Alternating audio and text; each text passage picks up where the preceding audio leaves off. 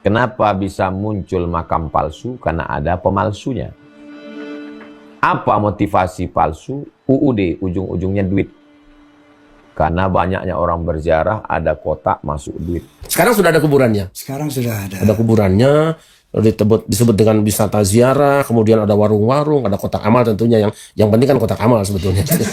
Yang nomor satu. Kalau yang lain sunat-sunatnya lah. Nah, saya tanya orang-orang. Setahu saya coba di kuburan itu ada terbuai di di Jawa Timur, bukan di situ. Assalamualaikum warahmatullahi wabarakatuh. Bagaimana kita umat muslim di Indonesia menyikapi terbongkarnya kedok makam palsu yang dianggap keramat? Kenapa bisa muncul makam palsu? Karena ada pemalsunya. Apa motivasi palsu? UUD, ujung-ujungnya duit. Karena banyaknya orang berziarah, ada kotak masuk duit.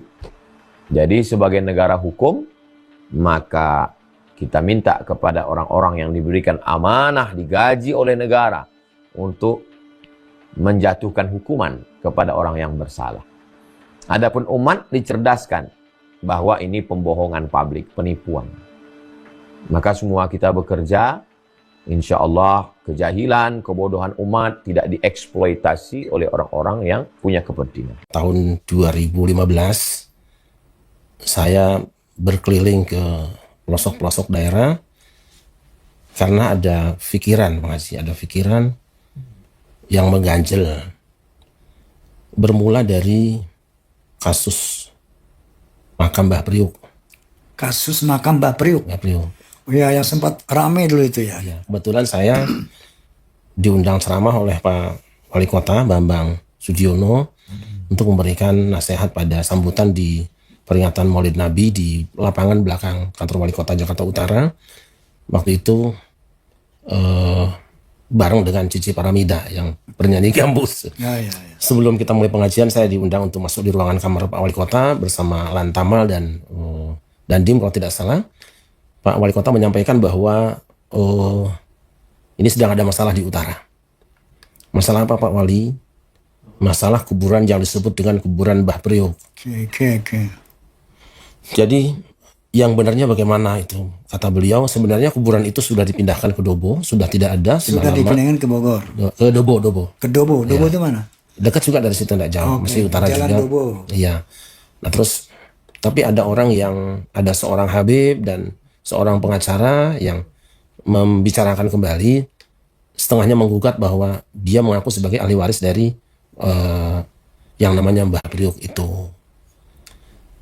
Jadi setelah itu kita selesai saja, tidak ngobrol lagi.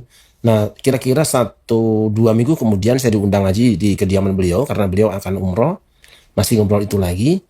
Pas pada hari beliau akan umroh itu kejadian ribut di tanah itu. Di pemakaman itu. Iya, sebenarnya itu kan tanah Pelindo, Pak Haji. Tanah Pelindo. Kalau cerita yang kita baca bahwa itu orang dari Palembang yang akan ke Kalimantan kalau tidak salah, tapi wafat di kapal. Kemudian Wafat di kapal. Kapal laut, kemudian menepi dan dikuburkan di tanah Pelindo itu.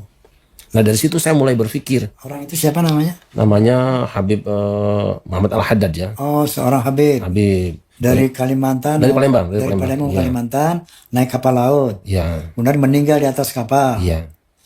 Kemudian dikuburkan di tanah Pelindo. Di Pasan itu. Ya. Dikuburkanlah di daerah Priuk itu. Di Pelindo itu ya, di tanah Pelindo. Nah, kemudian mohon maaf, tahunnya tahun berapa itu kira peristiwa itu?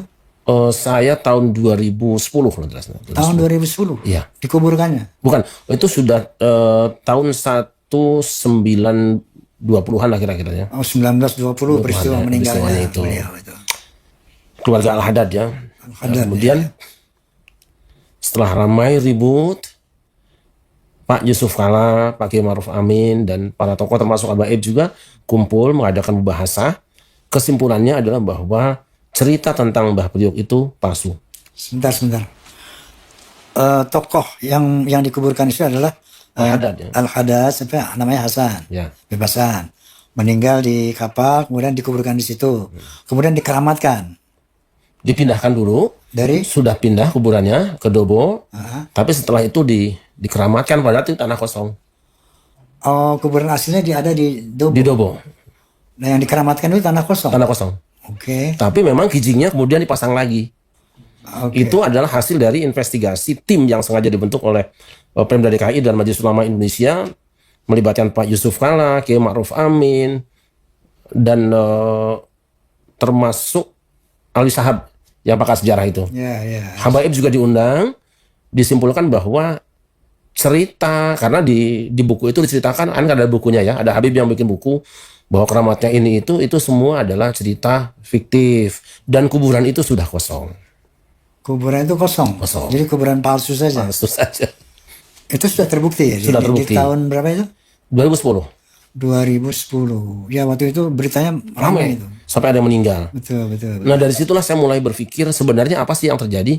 Bukankah di Jakarta ini ada beberapa tokoh ulama atau orang-orang besar yang mungkin layak juga untuk ditampilkan lah ya, seperti Pangeran Jayakarta kan? Ya, ya. Nyaris tidak pernah terdengar. Kemudian Guru Mughni, Kiai Abdullah Syafi'i, Kiai Romli kan? Itu kok hilang ceritanya. Kiai Nur Ali, Kiai Zayadi juga hilang namanya. Padahal mereka adalah tokoh-tokoh yang bahkan Syekh Junaid juga itu hilang. Saya mulai berpikir sepertinya dia tidak berdiri sendiri.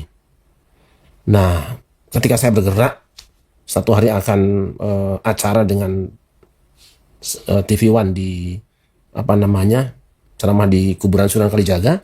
Saya mampir di satu masjid. Di situ ada ruangan yang dikasih kelambu. Saya kan tukang ziarah ya. Oke. Saya tanya sama penjaga kotak amalnya, Mas ini yang dikasih kelambu itu apa? Kata beliau, itu Syekh Jumadil Kubro. Syekh Jumadil Kubro. Jumadil Kubro di Terboyo. Saya boleh masuk? Boleh. Saya coba masuk. Kok nggak ada kuburannya? Cuma kelambu aja. Saya tanya lagi ke dia, Nun saya Mas ini kok nggak ada kuburannya, Gih? Memang nggak ada, ini cuma petilasan. Petilasan. Oke, udah saya anggap selesai lah. Tapi sekian tahun kemudian, kok sekarang ada tulisan besar makam keramat Syekh Jumadil Kubro.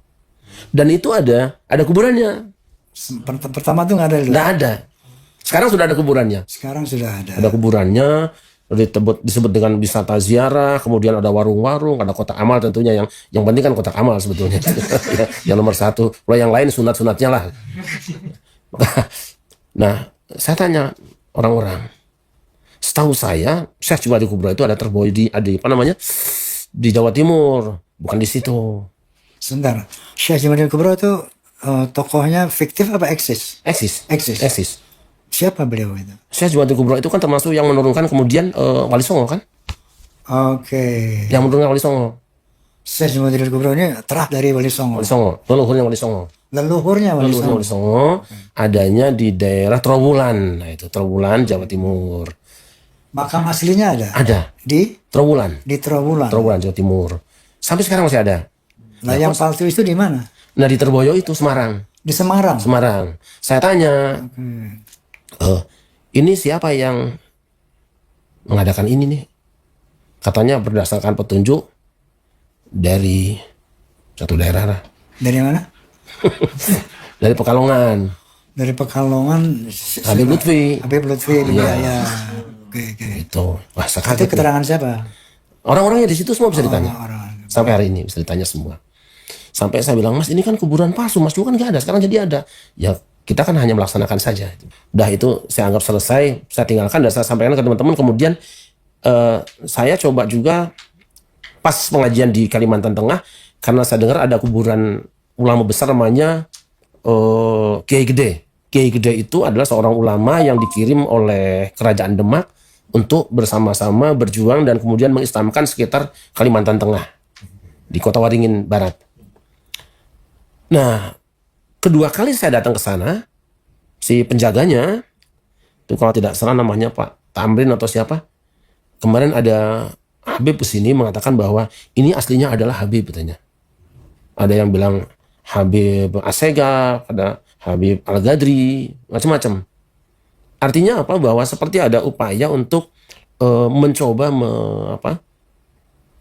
mengganti nama orang itu sudah dihabibkan. Tapi untung masyarakat di sana masih tetap manggilnya Kiai Gede. Kiai Gede. Kiai Gede. Yang maksud dihabaibkan itu apakah ada misalnya makamnya dirubah namanya apa tidak waktu di Sudah dibicarakan. sudah Jadi, dibicarakan? sudah dibicarakan dengan juru kuncinya, tapi kan masih ada tulisannya Kiai Gede dan itu sudah cukup masyhur. Itu ada masjid yang umurnya sudah 500 tahun lebih dari kayu semua di situ. Jadi mungkin tidak bisa mengganti langsung karena tulisannya juga besar dan masyarakat sudah tahu, tapi bahwa itu aliasnya sudah ada, alias Al Habib anu. Alias Habib. Iya. Padahal bukan Habib. Bukan. Beliau Kiai Gede dari Demak. Sebentar Kiai, ini kan bisa aja Habib kan betulnya misalnya kan. Nah jadi bagaimana bahwa itu dinisbatkan ke Habib itu dan ternyata bukan Habib itu seperti apa? Ada penjelasan nggak? Ada di sejarahnya kan tertulis di situ bahwa namanya Kiai Gede saja. Kiai Gede. Orang Jawa. Orang Jawa. Orang Jawa. Yang dikirim oleh kerajaan Demak karena di sana kan sedang terjadi sesuatu ya, ada konflik, terus minta bantuan. Beliau adalah seorang ulama berangkat membawa 40 orang jamaah sehingga bisa sholat Jumat karena mazhab Syafi'i. Nah, Imam Syafi'i. kemudian di sana ada semacam perjanjian kalau bisa memenangkan konflik ini maka kami akan masuk Islam. Allah izinkan dapat kemenangan. Masuklah Islam.